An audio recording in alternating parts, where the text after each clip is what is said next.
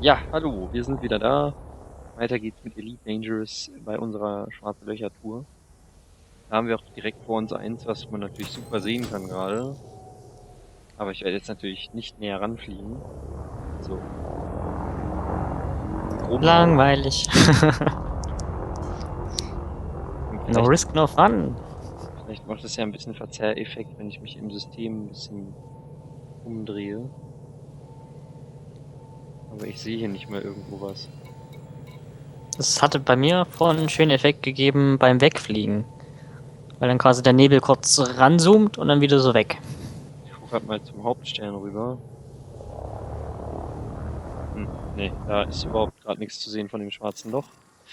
Dann müssen wir uns wohl einfach das nächste raussuchen. Das System hatten wir schon gescannt. Das System hatten wir auch schon gescannt. Das hat kein schwarzes Loch. Das hat auch kein schwarzes Loch. Das hat auch kein schwarzes Loch. Auch nicht, das auch nicht. Das hatten wir eins. Die, dann wollen wir mal, dass das jetzt beim Wegfliegen mega heiß laufe. Mal gucken.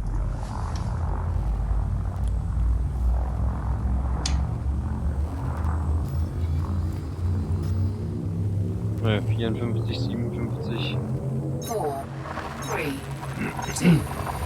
Ja, das habe ich ja schon mal kritisiert mit dem schwarzen Loch, dass das irgendwie zu wenig ausmacht. Hm. Das hätte man besser machen können, finde ich. Dass es sich quasi ranzieht und du nicht mehr wegkommst, oder wie? Also es sollte einen ranziehen, ja. Jetzt vor allem, wo wir Gravitation mit Planeten haben, wenn man nah genug Mhm. rankommt, sollte das doch zu machen sein.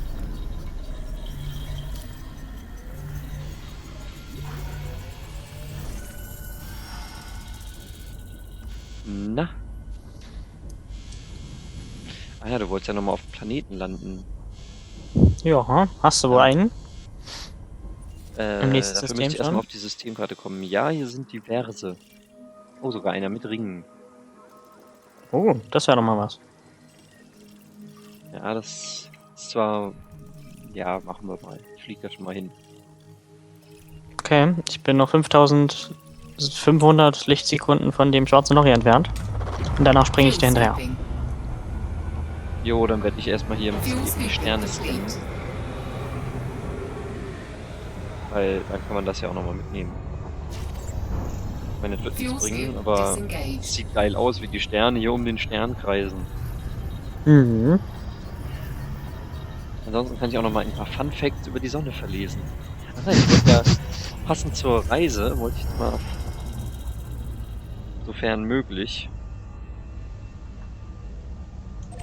Moment, ich werde das mal kurz googeln.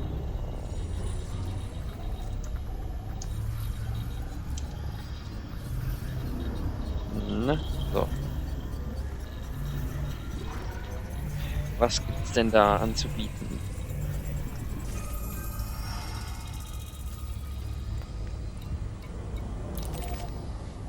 Black holes are typically the stellar remnants of supermassive stars of 20 solar masses or more that have reached the end of their lives. 25 crazy facts about black holes. So, mal schauen. Much like a black body in thermodynamics, a black hole is a region of space that pulls everything and prevents anything from escaping, even light. The reason it is called a black hole is because it sucks up all the light that hits its border and reflects nothing. Formed when an amply compact mass deforms space and time, a black hole has a defined surface known as the event horizon, which marks the point of no return. Drama, baby. Marks the point of no return. Little is known about black holes, but several scientists in history have developed their own theories about their properties and structures. Here's a list of 25 crazy facts about black holes. Der Satz passt irgendwie nicht zu dem vorherigen. Wenn es keine Fakten darüber gibt, Ja, dann, ne? ja. Oh, hier ist auch Text dabei. Here are Schön. some crazy speculations. Speculation alert. Aber nicht über Elite. Black holes affect time. Just as a clock runs a bit slower close to sea level than up on a space station, clocks run really slow near black holes. It all has to do with gravity. They can be infinitely big, or so some theories state, but without a doubt when it comes to something of this nature, there are scientists on both sides of the fence. The nearest black hole to Earth is 1,600 light years away. Welches denn? Steht hier nicht bei, hier steht nur our galaxy is covered in black holes, but the one most likely to destroy our measly planet is still well beyond our solar system's borders. Also. Man kann ja mal gucken, ob es Mintaka ist. Stay Moment, away ich scanne from the gerade. event horizon. The event horizon, as it is called in physics, is the border of the black hole. It's the point of no return. Before that point you can still escape. After that point, not a chance. Bist du schon in dem System hier? Nee, noch nicht. Was soll ich nachschauen? Was war das für ein Name? Mintaka, aber du kannst ja jetzt nicht nachgucken, wie weit das von Seoul entfernt ist, weil wir dafür ja da erst hinfliegen müssten. Ja, aber so grob hätte man glauben. There is a massive black hole at the center of the Milky Way galaxy. It's 30,000 light years away and is over 30 million times as massive as our Sun. Und darunter ist eine Google-Werbung. Enthüllt. Silvis schreckliches Geheimnis zum Gewichtsverlust. Ich bin auch schon ganz gespannt. Warum? 20. Black holes eventually evaporate. Although common knowledge states that nothing can escape a black hole, at least one thing does: radiation. According to some scientists, as the black holes emit radiation, they are losing mass. This process has the potential to eventually kill the black hole. Black holes are not infinitely small. At some point, the collapsing core of a black hole is even smaller, becomes even smaller than an atom or an electron, and it eventually reaches its Planck length, a quantum size limit that makes it barely measurable. Black holes are not funnel-shaped, they are spheres. In most textbooks you will probably see black holes that look like funnels.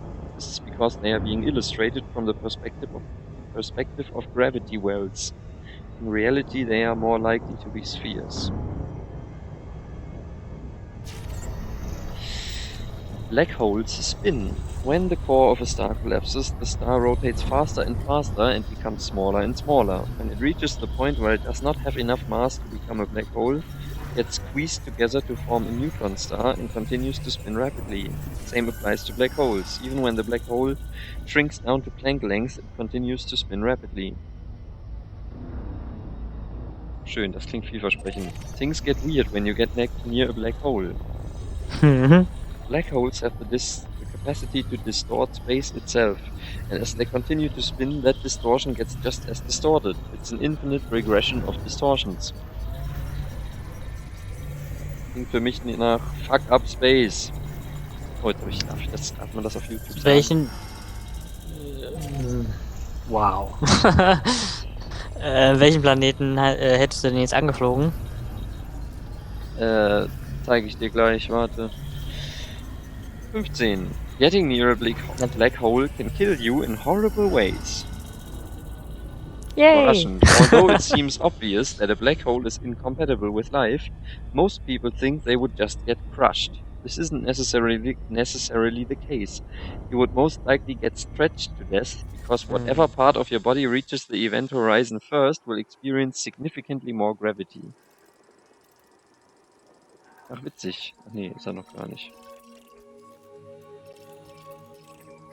Wie für den einen Planeten war Star Falcon jetzt zu unentspannt. Ich würde gerne zu dem Ringplaneten von dem 4, 5, Ich fliege einfach 6. zu dir. Ich sehe dich ja. Ja, okay, dann fliege ich jetzt direkt den Planeten an.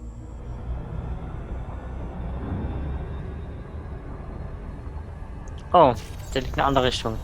Okay, dann sag doch nochmal welchen. Ich habe ihn gleich gescannt. Dann kannst du ihn ja aufschalten. Generell ein paar Sterne mit. Was sich so ergibt. Es ist S17143A11. Mhm. System Map. Die mal wieder ganz schnell lädt.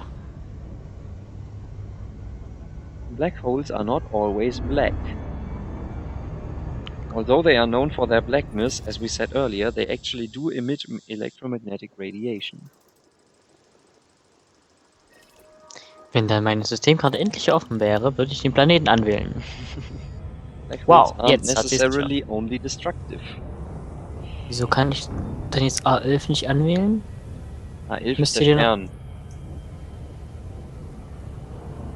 Of course, in most circumstances, they probably would be destructive, but there have been numerous theories, studies, and suggestions put forth that black holes can actually be harnessed for things like power and space travel.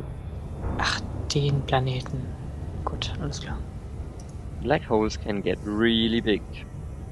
Although we just talked about how small they are, black holes get larger and larger as they collide with other black holes, allowing their size to increase with every collision.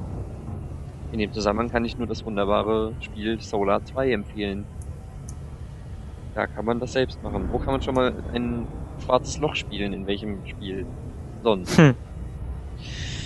There are different kinds of black holes. Modern astronomers have shown that black holes actually come in different variations. There are spinning black holes, electrical black holes, and spinning electrical black holes. The type of black hole depends on the amount of energy it puts out when it distorts space. So, kommen wir in die Top 10. It was not Albert Einstein that discovered black holes. Einstein only revived the theory of black holes in 1916. Long before that, a scientist named John Mitchell in 1783 actually developed the theory after he wondered whether a gravitational force could be so strong that even light particles couldn't escape it. Black holes can be very dense. To have enough gravity to pull even light into itself, a black hole has to contain an incredible amount of mass in an extremely small space. This means that black holes must have a mass of about 10 to 30 billion times the mass of the Sun. Black holes are noisy. Okay, although the vacuum of space doesn't really allow for sound waves, if you listened with special instruments, you would hear a staticky sound. When a black hole pulls something in, its event horizon supercharges the speed of particles close to the speed of light, which produces the sound. Ah. Vielleicht ist das ja das, was du vorhin meintest. Bummern. Auf jeden Fall war es ein Sound, den ich vorher noch nicht gehört hatte. In dem Lied. 7. Nothing can escape the pull of a black hole. Okay, that sounds obvious by this point, but we would like to introduce the caveat, unless it can move faster than the speed of light. Das heißt, wenn es sich schneller als Lichtgeschwindigkeit bewegen kann, kann es auf dem schwarzen Loch entkommen. Krasses Ringsystem übrigens bei dem Planeten. Der ist voll weit weg, ne? Der Ring. Mhm. So quasi so Tag-Nacht-Grenze Richtung Nebel im Hintergrund hätte ich jetzt mal angepeilt. Wäre das okay? Ja, du bist eh vorne im Moment. Also überlasse ich dir den Landeanflug und den Auswahl der Site. Mhm. Site. Vor allem hier sind so viele Sonnen, es ist überall Tag irgendwie. Also der wird von der Richtung, wo seine eigentliche Sonne nicht ist, mehr angestrahlt als von da, wo sie ist. Das sieht es zumindest so aus. Aber ich bin auch noch auf der Rückseite, aber das sieht schon mal. Ich würde vielleicht mal einen kleineren okay, Krater das an. ist ein bisschen schlecht gemacht, sag ich mal. Oder? Gibt die Sonne da genug Licht ab? Nö. Also die Sonne, die ja eigentlich umkreist, gibt ihm weniger Licht als der Hauptstern des Systems. Nehmen wir mal einen kleineren Krater diesmal, ne? Ja, wir können doch diesmal auf dem Kraterberg landen und dann an den Rand fahren. Ja, hier ist so ein größerer Krater und ein kleinerer Krater, der quasi in ihn so leicht verläuft. Den wird jetzt mal. Vielleicht kann man da runterspringen, mal gucken. Sind auch nur 0,75 G, also solltest du auch ohne Schilder noch eine gute Landung hinkriegen. Ja, ja, das sehe ich auch so. So, was haben wir denn noch? 6. Black holes might create elements that make life possible. Researchers say that black holes create elements as they break down matter into subatomic particles. These particles have the ability to create elements heavier than helium, such as iron and carbon, as well as many others that are essential to the formation of life. Interessant. Sieht eigentlich schon mal ganz cool aus, so in dem Blauton. Der Planet oder der Nebel? Der Planet. Black holes do not only swallow, but also spit. Black holes are best known for sucking up everything that gets near their event horizons. Once a mass gets into a black hole, it gets squashed so hard that its individual components become compressed and eventually break down into subatomic particles. Some scientists theorize that the matter is then ejected in a phenomenon known as a white hole. Ja, aufpassen, Kinder. Any matter can become a black hole. Technically speaking, stars aren't the only things that can become black holes. If your car keys were shrunk down to an infinitesimally small point and still retained all of their mass, then density would reach astronomical levels, which would make the force of their gravity ridiculously strong. Ah, mein Lieblingspunkt. The laws of physics break down at the center of a black hole. According to theories, matter within a black hole is crushed to infinite density and space and time cease to exist. When this happens, the laws of physics break down, because it is not really humanly possible to conceive of anything with zero volume and infinite density. Nummer 2. There is no tunnel at the center of a black hole. As we said earlier, contrary to the popular belief that there is a tunnel in the middle of every black hole, all that exists at the center of a black hole is a massive amount of matter compressed infinitely.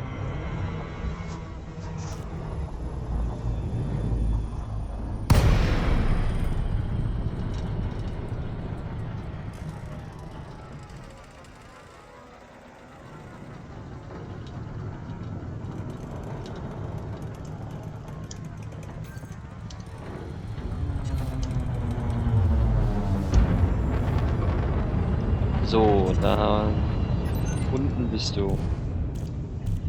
Bist du schon. Ach, du bist schon im SRV. Ja.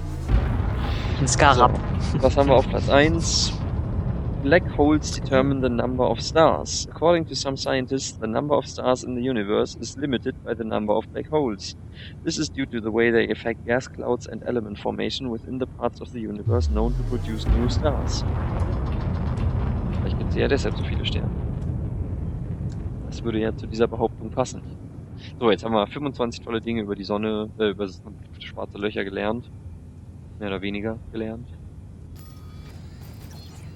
Oh, das sieht voll schön aus gerade. Wie so leicht der Ring so schräg am Horizont verläuft. Jetzt kommst du da langsam angeflogen. Wenn du dann schon auf das Bild kommst, du fliegst über mich weg, ne? Wenn du quasi rechts hinter mein Schiff landen könntest, das wäre perfekt. Okay, alles für einen tollen Shot. Na, auf jeden Fall. Wenn ich nicht abstürze.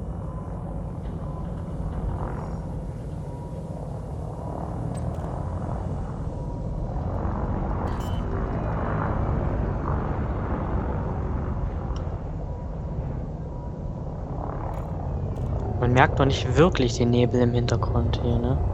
Ach, der ist auch in eine andere Richtung wahrscheinlich, nicht zum Hauptstern. Wobei, er ist ein bisschen da drüben. So. Wobei, ruhig noch weiter vor. Ein ganzes Stück weiter vor, weil sonst bist du genau hinter meinem Schiff. Ja, ich dachte, ich soll schräg rechts dahinter landen. Ja, nee. Mal doch lieber direkt rechts daneben. Ist doch nie zufrieden hier, der Kleine. Bisschen perfektionistisch muss man sein, um so Top-Screenshots zu machen. Oh, schön. Ruhig noch ein Stück vor. Ja, perfekt.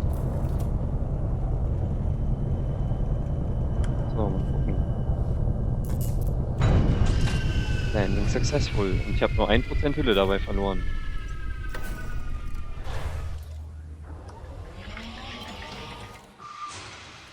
So, da sind wir mal wieder Planet Zeit.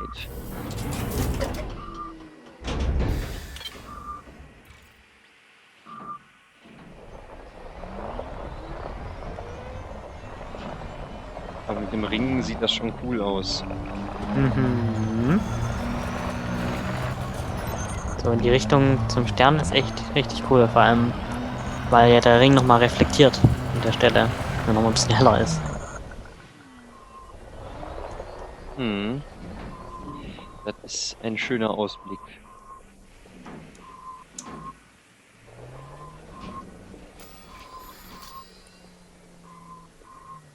Das ist doch mal was für die Außenkamera, würde ich sagen. Ich bin auch gerade die ganze Zeit nur Außenkamera. Sind wir mal nochmal wieder schön Ja, Mist, du bist zu weit weg auf dem von Planeten. Scarab, um das auch noch auf dem Bild zu haben. Moment, lass ich alles einrichten.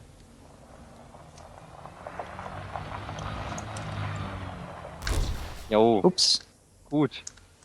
die Handbremse hat nicht ganz gereicht. Ich möchte kurz darauf hinweisen, er hat einen Führerschein, ich nicht. Ja? Da sieht man, was das ausmachen kann. Wenn man weiß, wie es geht. Oh, Moment. Du hast ja dein Licht aus, das muss ich natürlich auch machen. Ja, echt mal. Ach, Das ist ein schönes Bild. Ich wünschte, ich könnte jetzt auch irgendwie Screenshots machen. Und du sagst mit Print. Und dann Print, ja. das IDFX. Das speichert das. Genau. Jetzt wollen wir doch mal hoffen, dass das stimmt. Ist zwar dein Schiff nicht mit drauf, aber das ist ja auch unwichtig. Versuch lieber jetzt mal einen Screenshot einzufangen. Ich hab dich ja schon beim Landen. Keine Ahnung. Ich nicht. Tschüssi. Dann kannst du jetzt versuchen, mein Schiff einzufangen, wenn du möchtest. Nee, ja, ich versuch's mal, aber aus dem Cockpit. Sieht authentischer aus.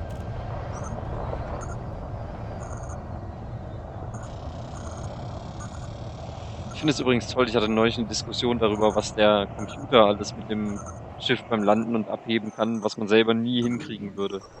Zum Beispiel Ja. diese krasse Kerzengeschichte hier, oder auch wenn du mit dem Cutter oder so, also mit richtig schweren Schiffen auf Hoch-G-Planeten landest, der Computer kriegt es immer problemlos hin, die zu landen. Auch wenn der einfach auf dem Planeten einen Dive macht, so. Hier ist übrigens direkt vor uns irgendein Signal.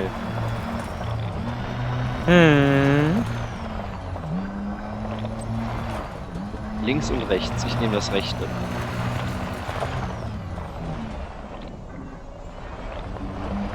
Kombinatorisch gehe ich davon aus, ich nehme das linke. No shit, Sherlock. Da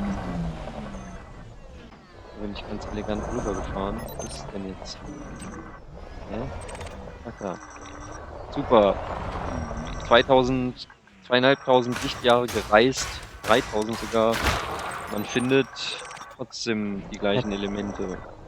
Metallic Meteorite. Komm schon, Vanadium. Nickel. Nickel habe ich auch hier. Ich finde das so ätzend, dass man die Dinger immer erst markieren muss. Kann ich einfach einmal alles aufstaubsaugen. Alter. Ich gehe da meist über Kontakte, dann musst du nicht immer nochmal zurückfahren. Manganese.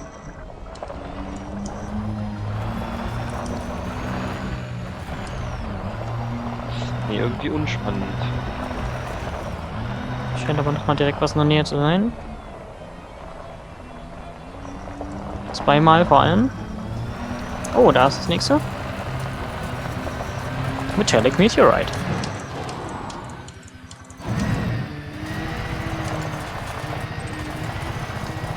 Oh. Oh, New Material discovered. Tin. Versuchst mir noch was wegzuklauen, oder was? Ja, ich habe tatsächlich auch einen Tin weggeklaut. Schlingel. das kenn ich auch Nein, noch das Zirconium! Du hast mir das Zirconium geklaut. Das klingt irgendwie wie was so ein hier verrückter Professor benutzen würde. War das nur Keine eins? Ahnung. Ja, das war nur eins. Oh, sorry. Ich habe das noch nicht gehabt. Ich auch nicht. Hab ich mir gedacht, oder? Vielleicht finden wir ja noch mehr. Das nächste ist meine Zirconium. Das klingt echt wie so Element X. Ja, genau. Nee, Chemical X war das. Zumindest im Englischen war es Chemical X. Aber hier lässt sich schön fahren, ne? Hier ist nicht Ja, hier allzu... sind nicht ständig irgendwelche. Also, das haben die Leute ja gar nicht gesehen. Unsere Scheißfahrt da. Ach ja. Eigentlich schade. Es war sehr. Vielleicht auch ein bisschen lang. hügelig. Wobei eigentlich war es nicht langweilig. Das hat eigentlich total Spaß gemacht die ganze Zeit.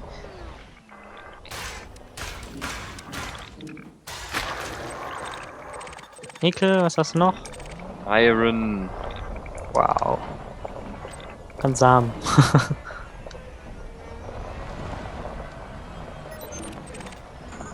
Dann müssen wir halt jetzt nochmal ein bisschen auf dem Planeten rumdüsen. Der Krater hier ist ja auch schön klein und wirkt nicht.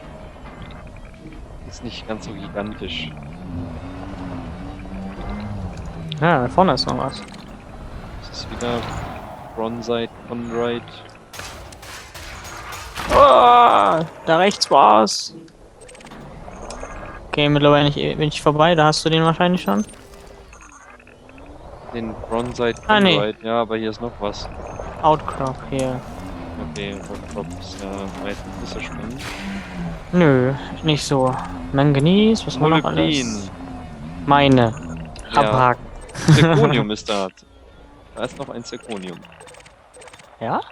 Ja, ich sehe es genau vor mir. Zirconium. Da wollen wir noch gleich mal checken, wofür man das so brauchen kann. Synthese. So, zack. Oh, mit Yeah, Molybden new kann man sich distillery. einen Ammo-Restock Stufe 2 herstellen. Ich habe jetzt 15 Elements. Oh, ich habe gar nicht geguckt. Kann ich ja mal gucken, was kann man sich... Du kannst übrigens die anderen Sachen haben, ne? Zweimal Manganese, ich weiß nicht, ob du Bedarf Warte. hast. Ich will jetzt erstmal gucken, wofür man das Zirconium brauchen kann. Bisher noch für nix. Nee? Ich habe noch Für was keins, braucht man? noch nichts gefunden. Da. Tin Für Premium High Velocity Munitions. Und für Standard High Velocity Munitions. Also Railgun Munition. Zirconium, Small Caliber, High Velocity, Large Caliber und AFM Refill. Standard AFM Refill. Achso, Ach das krass, können wir auch SRV Repair habe ich jetzt hier Standard. Könnte ich machen. Plus 50% Hüllenstärke. Bringt's jetzt mir nicht unbedingt, aber kann man ja irgendwann mal machen. Noch ein Selenium und ich habe Standard Ammo Restock. Was sagt Refreal? Da fehlt mir noch ein Arsenik. Okay. Und FSD daran, dass ich Injection, nochmal die deutsche Version antesten wollte. um zu gucken, wie die heißen. Ich weiß, wie die heißen, aber um mal zu gucken, ob jetzt die Übersetzung halt einfach besser ist. So, Ach so. Da Outcrop auch. Iron. Nickel. Nickel.